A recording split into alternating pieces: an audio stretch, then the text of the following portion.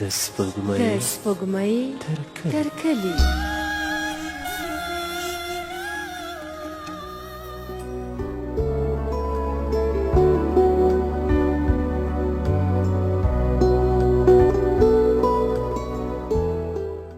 د سپوږمۍ تر کلي درنو مینوالو سلام او شپه مو بخیر. په دې هیله چې ټول برک روغ وئ. د اخ وطن ناول نه وروسته مو دا ځل درته د ډمه او خبریال ناول راوړی. ښایسته ناول دی، تر کوم ځای چې ما لوستی او څه ما ترې اخیستی دي او په دې باور یم چې تاسو به هم یو څه ترې ترلاسه کړئ او خوند به ترې واخلئ. چې ډېر فوکس یې په خبریالۍ شوی دی او د خبریالۍ نه هغه ګټې اخیستنې چې خلک یې ترې اخلي او څنګه ترې اخیستل کېږي. لکه څنګه چې موږ تاسو ته معلومه ده چې خبریالي یو مقدسه دنده ده، که څه هم مادیات یې کم دي خو معنویات یې بیا له ډېرو دندو پورته دي. که چیرې تاسو د یو واقعي خبریال او حقیقي خبریال د کار او ژوند نه خبر شئ نو تاسو به وپوهیږئ چې خبریالي څومره یو ګران کار دی او څومره دلچسپه دی.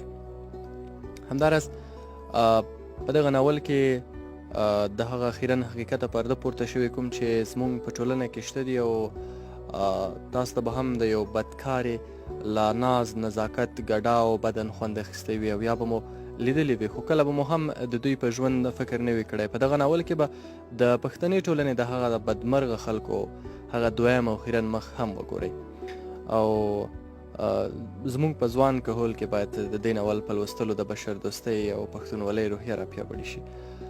او دا چې په دغه ناول کې څه دي او کومې ورځې په ژورنالیست تیریږي، په خبریال تیریږي او کومې ورځې په دغه ناول کې چې نور خلک په دغه کې ښکیل دي په هغه څه تیریږي زه یې درته کوم.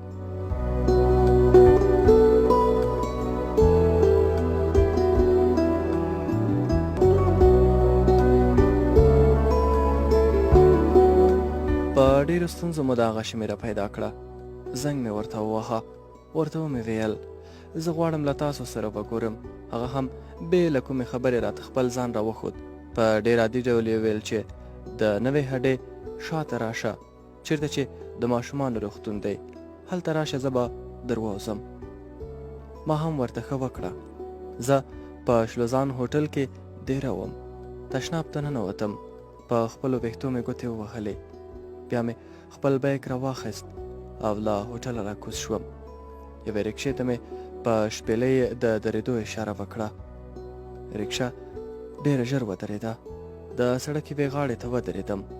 ځای مې ور وښود او ورسره روان شوم. شاوخوا 15 دقیقې به لا نه وې تېرې چې د ماشومانو د روغتون مخې ته رکشه ودرېده. له رکشې راکوز شوم. خپل موبایل مې راواخیست او هغه ته مې یو ځل بیا زنګ وواهه.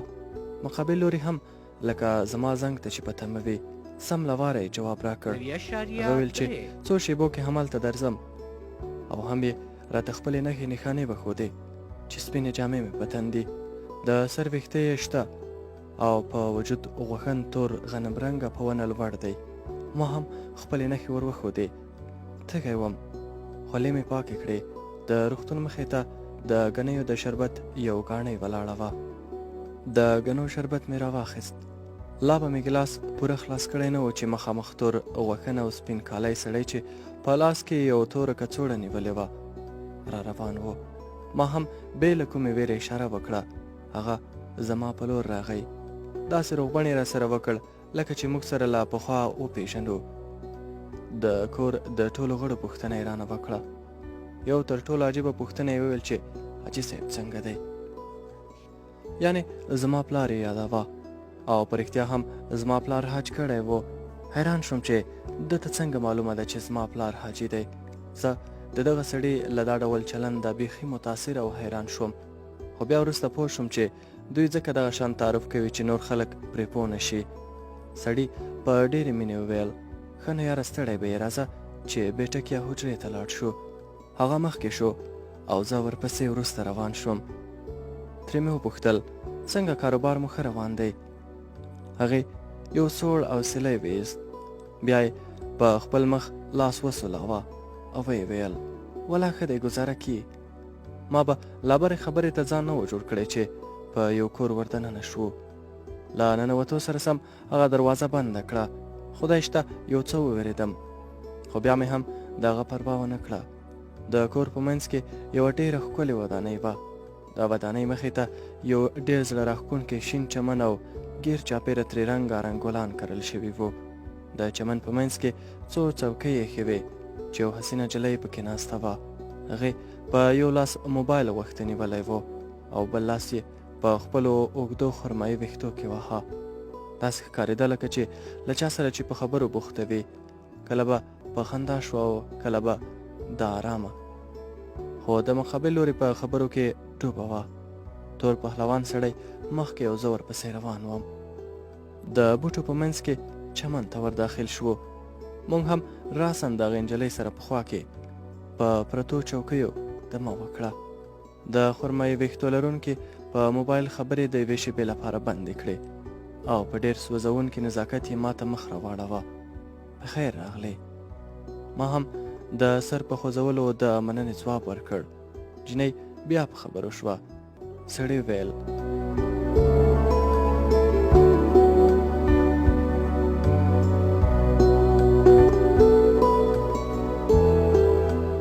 ښه ستا څه پروګرام دی؟ تر څو چې ما خبرو ته ځان جوړاوه هغه بیا رامخکې شو. یو پروګرام کې کوې او که شپې ته دې هم زړه دی؟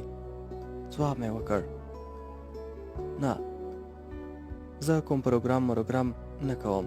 زه غواړم چې ستاسو د کومې اداکارې نڅاګرې سره یو مرکه وکړم. زه خبریال یم. سړي پورته راته وکتل. هک پک حیران شو. سترګې یې برګې برګې راوتې.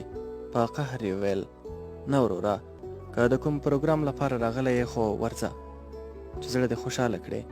ګنې انټرویو نشي کولی.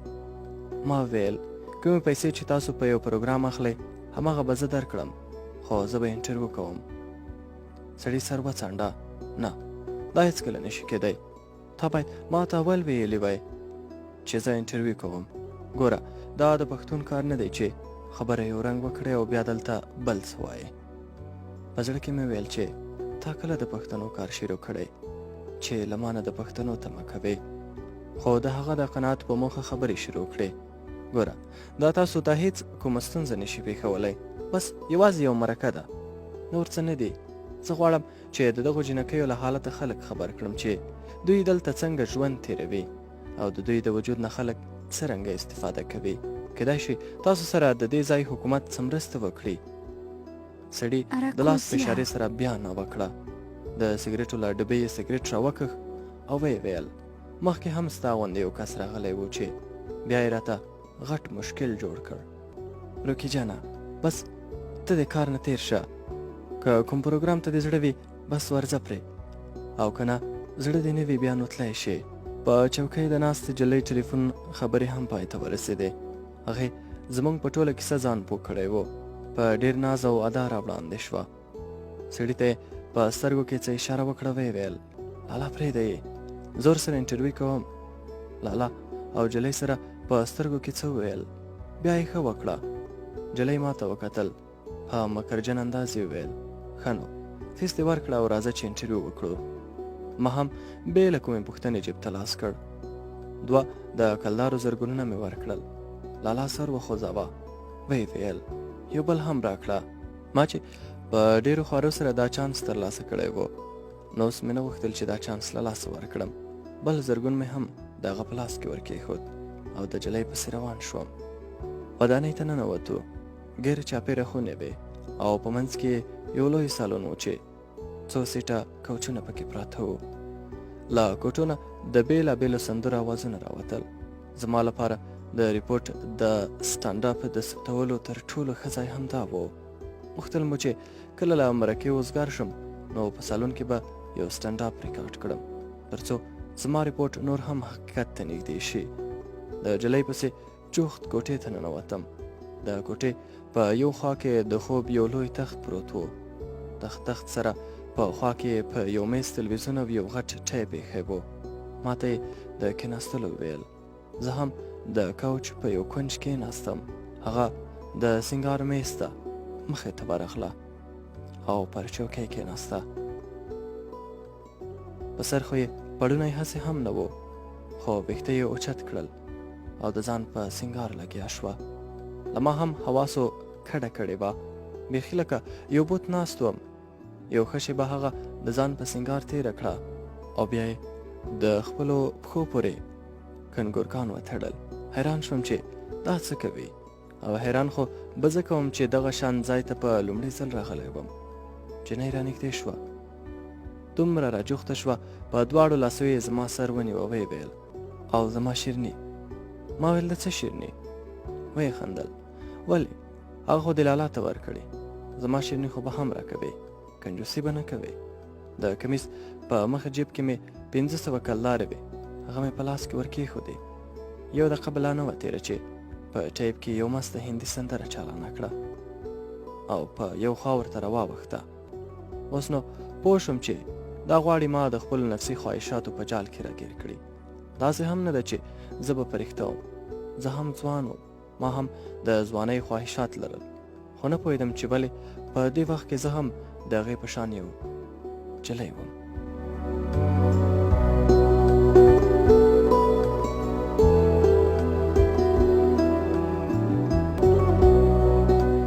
سندره تمامه شوه، هغه هم په ګډا ستړې شوه، خو زما یې په 100% پام هم ځان ته وانړاوه.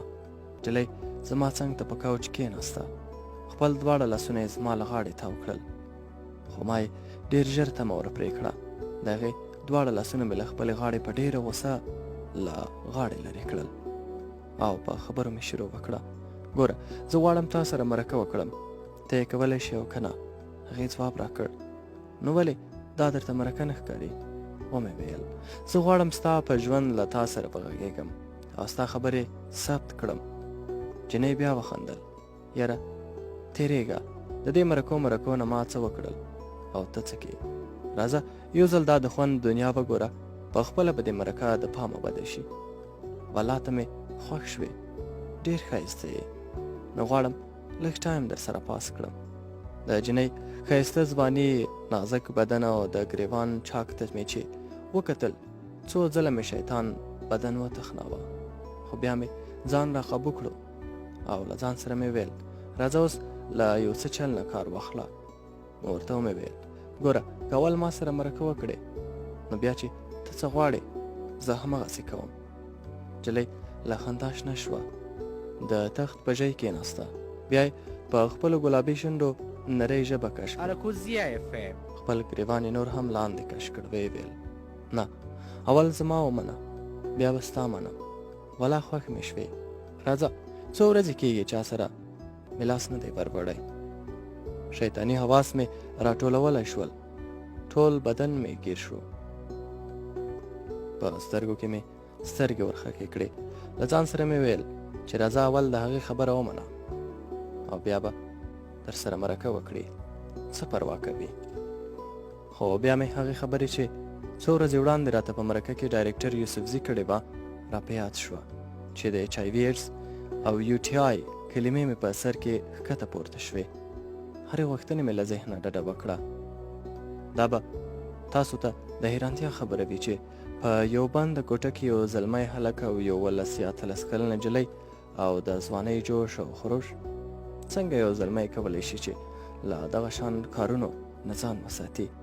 خو زه دا د ځان د صفایۍ په خاطر نه وایم، ځکه څه چې د عرش له څښتنه پټه نه وي نو له تاسو یې پټولی نه شم. زه یوې خبرې شاته کولم، او هغه دا چې ما د خپل کلي له ملا نه اورېدلي وو چې په ورځ د قیامت به الله تعالی غږ وکړي زما پهلوانانو راپاڅئ، د دنیا ټول طاقتور انسانان به راپورته شي. الله تعالی به ورته ووایي نه تاسو نه یادوم، زما پهلوانان هغه څوک دي چې په دنیا کې د یوې ګناه پر کولو لاس بر وو، خو زما له ویرې یې پرېښوده. خو لنډه دا چې په هغه ورځ ما ځان وساته، خپل نفسي خواهشات مې کنټرول کړ، زنا مې ونه کړه او له هغه ځایه راووتم. په لاره کې څو ځله پښیمانه شوم، خو کله کله خو خپلې ځوانۍ راته پیغور راکوه چې ولې دې له څو شېبو خوند وانخیست. زه په دې هم پوهېدم چې ما ته به هم کله بیا داسې موقع په لاس را نه شي، خو بس په همدې سوچونو کې تر خپل هوټله را ورسېدم. د سپوږمۍ تر کلي درنو اورېدونکو زموږ د نن ورځې د ډمه او خبریال ناول په همدغه ځای پای ته رسي چې په راتلونکې برخه کې به څه کېږي او بیا به دغه انټرویو ته کوم خبریال چې راغلی و ورته راځي به او دغه انټرویو به کېږي او که به دا کیسه تر کومه ځای پورې وي په سبانۍ دوهمه برخه کې به یې زه درته وکړم. اوس تاسو د ښه شپه د خوبونو ډکه شپه پاک کلام و بله ملګری.